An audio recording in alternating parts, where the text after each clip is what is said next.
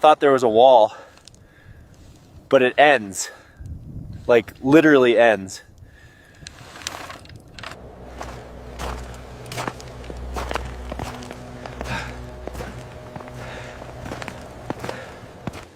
Still no GPS.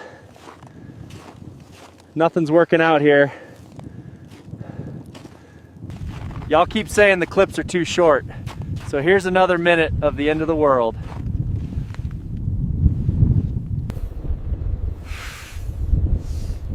Okay, so there is a wall too, but for what reason, I don't understand. We made it to the bottom. Here's your view of the ice wall. I think I'm gonna try and touch it. About to be the first person to touch the ice wall. If we weren't recording this, no one would believe us.